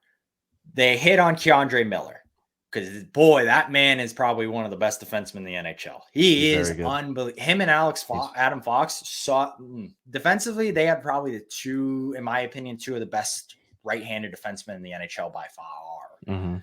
Over us too. Burns and Pesce are 2 guys. I think I would take Fox and I'd take Miller all day long over those two just because guys. they're younger. Oh yeah, love Bernsey, love Pesci, but I'm taking those two guys any day. I think they're not panning out to be what they really were supposed to be, and I think that they they started the rebuild. They built a good foundation, and then they used branches from the tree outside to build the rest of the house. So they don't have any structural integrity past the basement, and that's in the Shesterkin and the defensive core. But the front end doesn't scare me like it used to. I think their best forward is Mika Zibanejad. He's about the only one that scares me anytime other than the regular season. Mm-hmm. Come playoff time, it doesn't scare me. Yeah. They've taken on all. Playoff time, he's the only one that scares me out of the forward group. Yeah, they've taken on so many bad contracts, just older guys they've taken on for boatloads of money trying to win the cup. Like, Yeah, I think the biggest nail in their coffin was the trade deadline this past year. They picked up Tarasenko, they picked up Kane, they went all in, and it blew up in their face because, again, those weren't the right pieces. Those weren't the guys they needed to add. Yeah, they needed other guys in there to fill other roles, but they just, I don't know. It's sad because they're a young group of guys. Like, they're the goalie. You got Keandre Miller and all those guys that are really young and really good. And unfortunately, I see them gone in 4 or 5 years. I don't think they're going to stay because of how poor the Rangers are run with. They rebuild for a year to get to the point where they're like, oh, we could make the playoffs. And once they know they can make the playoffs, they go all in. They don't care. They'll just spend as much money as possible. They don't build a team to go deep. They build a team to make the playoffs. It's just, I don't know. I never understood why they do that, but they do about a quarter of a rebuild and then go all in. Yeah. I don't know why. That's kind of my thing. And I feel like Detroit kind of did the same thing, where it was a half rebuild pushed into all of a sudden you're trying to win a cup. And that's why I really have liked the Canes off seasons in the previous years. Is we go back to that reason why we're still relevant. Even we're more relevant than New York. New York finished their rebuild a year after we'd finished ours, quote unquote, getting back into the playoffs. And yet we're still relevant as the top team in the Metro. We've won the Metro the past 2 years. Yeah, we haven't had the same success in playoffs. Neither have the Rangers. Rangers made it to the Eastern Conference Finals, lost. And then after that, they lost in the first round to the Devils. They haven't had the sustained success, but their rebuild finished a year after ours. So us not going out and going to get Patty Kane, going to get Tarasenko at the trade deadline, where all of a sudden you have to give up prospects, you have to give up young pieces, you have to give up draft picks, you have to give up all that stuff. It's helping us now because now all of a sudden we're the more relevant team out of the two of us. And again, we started our project before they did. So, we should be theoretically ahead of them in the age category, in the prospect pool category. We should be further away from being a rebuilding team than they are. And yet we're not. We're more of a rebuilding team than they are, as far as we have a lot more prospects and we have a lot more young talent that's coming up and still becoming good. I do, however, see Carolina finishing second in the division. I think the Devils finish top of the division, and I think they also win the President's Trophy. I think they beat us by like 2 points, and I think it kind of comes down to the fact that I think our bottom six isn't the same as it was last year. I think that it's a lot more gritty and it's going to be more playoff ready. I just don't think it's kind of regular season dominance level to the extent where we're going to just wipe away New Jersey. Only question mark for me with New Jersey is their goaltending and what's going to happen in playoffs, because they got the Dougie Hamilton effect in playoff times. Because we know Dougie collects, tickets at the pay station instead of playing in the game. So, because he's invisible every time. Yeah. You guys got any? I mean, that one's sort of a toss up for me. Yeah. I could see going either way, honestly, but New Jersey showed so much last year, growth, and they were really young. So not that we're old, but I think older than they are. They just looked good. And I think we exposed them a little bit, for where their weaknesses were. And I think they're going to come back stronger and have addressed those issues. And they got a good coach. I mean, I like their coach. I mean, he's an old school guy, but I think he's got a good rapport with the younger players, not like some coaches that we've seen along the run he's here. definitely a player's coach. Yeah. Yeah. Yep. My my only issue with New Jersey is I think that they are where we were 3 years ago. In the sense of they got a ton of young talent. They have a couple of their veteran pieces that are kind of stuck in place and sitting there. My issue is I just don't think that they are a playoff team. I think they make the playoffs. I don't think they're a playoff team. I don't think that they added any of the major pieces that they really needed this offseason.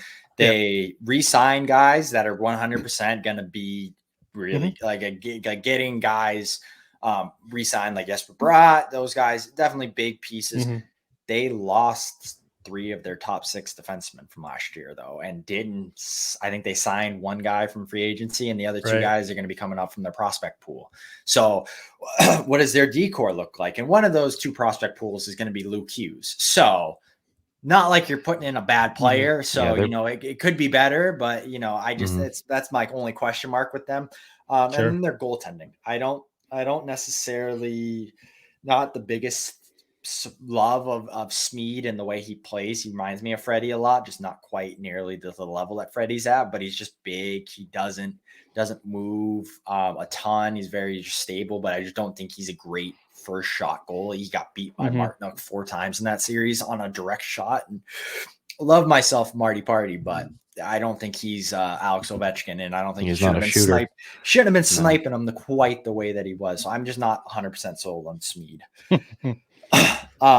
But yeah, I think that they're just a better regular season team than we are. I think we're more set up for playoffs than they are. No, I agree. And it's the tortoise and the hare factor. We've built for the long run, and I think they've got 1 year of experience under their belt. A lot of those young kids, they've been through the playoffs. They understand the grind, and so every time you add that to your tool belt, it's obviously better. But I do agree. I think you throw a blanket over those 2 teams, and they definitely, in my opinion, they come out of the East.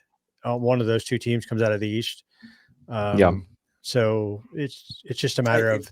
It's going to be the Canes. It's going to be the Canes. The Canes are coming out of the East this year. This is our year. We got the pieces. Well, I don't disagree that we have the ability, and we have the tools, and we have the pieces, and I love Rod's concept. It's like in one day at a time. So we don't look too far forward, because when you fast forward, you lose sight of what you're looking for. So, and how to get there, you lose sight more so that how to get there. So anyway, so I guess we're knee deep in episode 1, which is really, this has been good. I've enjoyed it.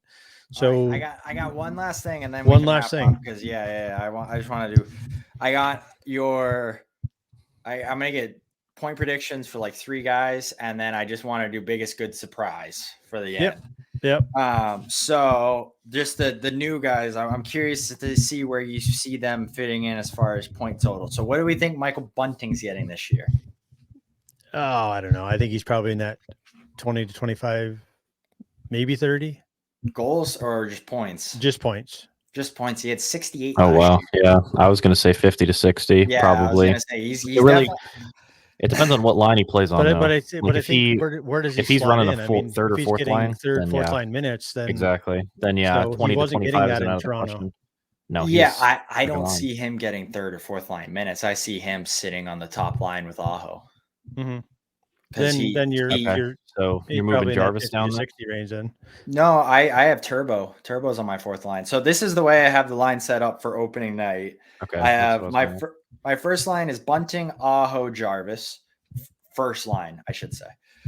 Second line, if Svetch is available, it's going to be Svechnikov, Kokaniemi, Natchez. Third line, run it back Turbo, Martinook, Stahl, Fost. Just keep them going next year. Don't change that line. I hope that's the line for the whole season. And then my fourth line, if or if Fetch is playing, it's going to be Turbo, Drury, and Steph Nason. That's how I have my 4 line set up. And then if not, Turbo moves to the second line with Kokaniemi and Natchez, and then somebody fills in on that 4th line if Fetch isn't ready to go. But I see, me personally, I don't see Bunting playing 4th line minutes. We need somebody to fill in that top 6. If Ryan Suzuki, Pomaranov, or somebody that's young isn't ready to fill in that top 6 role, Bunting's been playing with Matthews and Marner for the past 3 years. He knows what it's like to play in the top 6 minutes, and also he draws more penalties than anyone else in the NHL.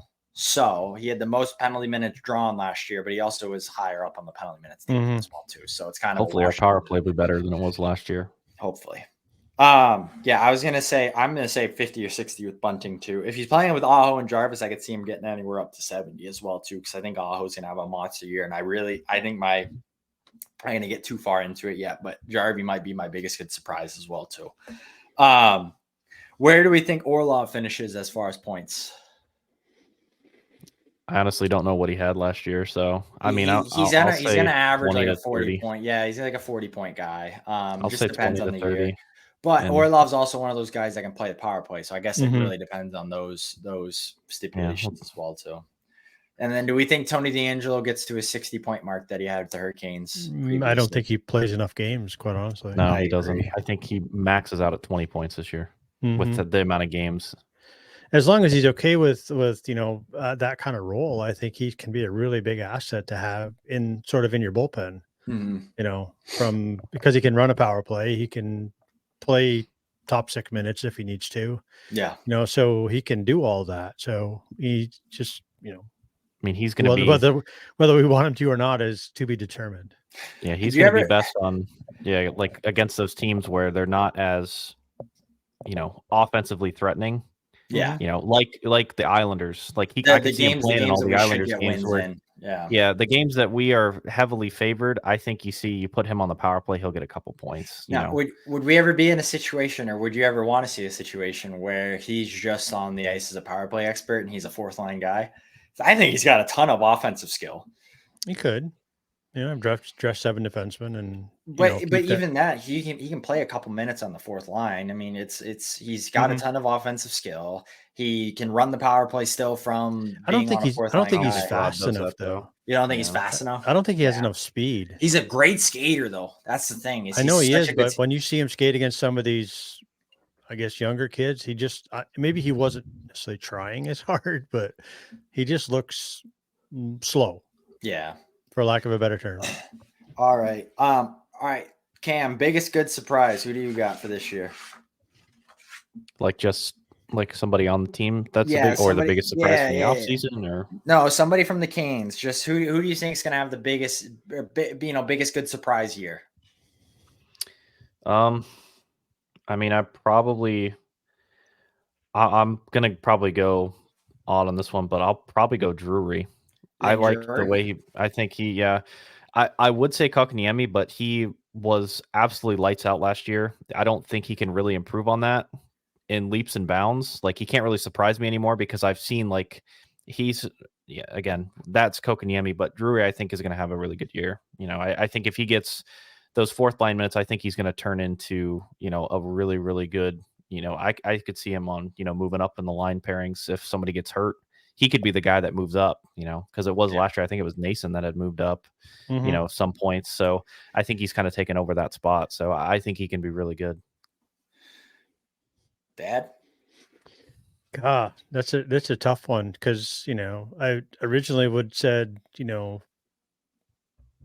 Chatfield, but at the same time, he had a pretty damn good year last year. I don't know. I don't know. I think, from maybe biggest surprise is going to be, Jarvis has a breakout year from a points perspective. I think, maybe that's where he puts up numbers that we don't expect him to.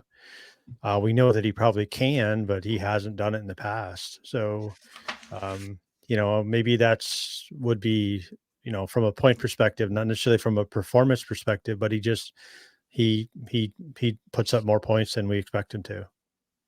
He needs to. Yeah. I think that's the biggest. Like, if he doesn't start to show like those high end numbers, he's going to get kicked off that first line. Like, it's not. Mhm. He's going to be a third or fourth line guy. So Mhm. this is for me. This is Jarvis, and the same thing with Kokoniemi.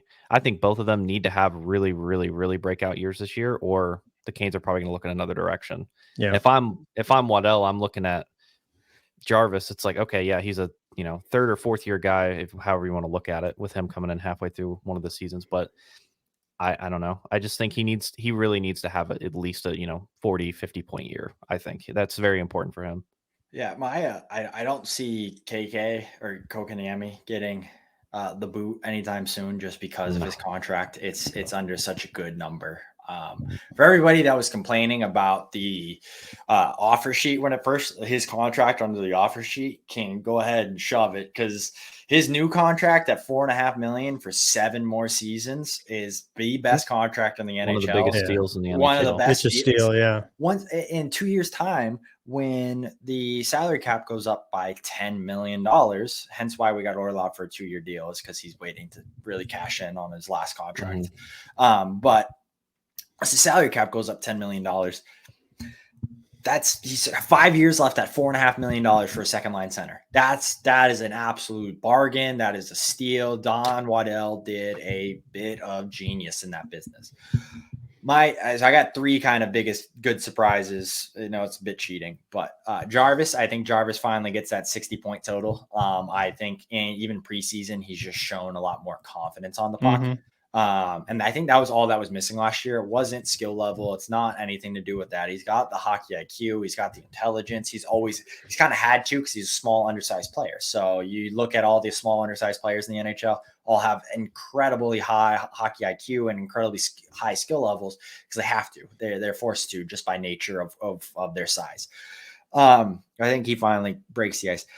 I agree with you, Cam. I think Kokoniemi did absolutely everything in his power to show me. And last year, he was amazing. I agree with you. I think he was arguably one of the biggest good surprises last year, just in general. I have nothing but high praises for him. I think when he's out of the lineup, our team sets up entirely different. And it is not even close on how well we play with him in versus how we play with him out. That's just from a defensive standpoint.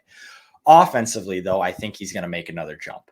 So he finished off this year with like 40 something points. I think he's going to also get into that 60 point marker, just because I don't see him getting taken off the second line at all this year. He bounced up and down between the second and the fourth line. I think he's stuck into that second line center role with Necas and with Svechnikov, unless Drury all of a sudden takes a massive leap. Crazy leap, but I don't see anybody else filling that second line role. And I just think playing alongside Necas and Svech, because I got Svech getting 100 points this year. I think Svech gets 100 points. I think he's got every capability under the sun to get 100 points, and I think that's his year. Last good surprise though, I think Kochetkov is the number 1 goalie going into playoffs.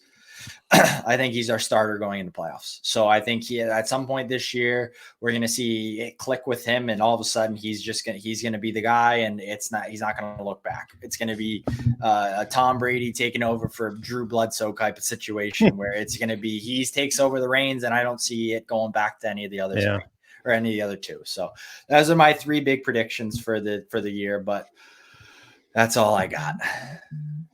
Now all right. My voice is done and I'm exhausted. Yeah, no, for sure. No, this was good. So so I guess we'll close. And again, on a weekly basis, we'll come at you with a handful of different approaches. This one was probably a little bit longer than normal, with this, from the factor of all the preseason predictions. And we're, again, we could get, 3-4 weeks into the season and all of a sudden all of our predictions go out the window because we, obviously maybe don't know what the hell we're talking about. So we're feeling this out for us as well too. So we're trying to figure out how to get the flow going. So a couple might be a little longer than others, but we'll figure it out. So, but at the same time, down the road, we'll have, interviews with local players, with, people that handle different avenues of youth sports, from a hockey perspective, just a myriad of different people. We want to get on here to talk about it. And so that, kids can get an understanding, which they probably do, but talking from a coach's perspective or from an official's perspective or just an ownership perspective, how do things change? What do they look for? And again, I think to Cam's point earlier, teams are built around need and requirement versus all-star teams, because all-star teams don't work. They're good for one game potentially, but that's it. They're not built for the long haul. So that's our goal. And we just, hope you guys enjoy it, because we love talking about it. As you can probably tell, we're an hour and 50 minutes into this one. So we'll leave it with you for now. Look for the upload, and we'll talk to you next time. Thanks, guys. Appreciate it.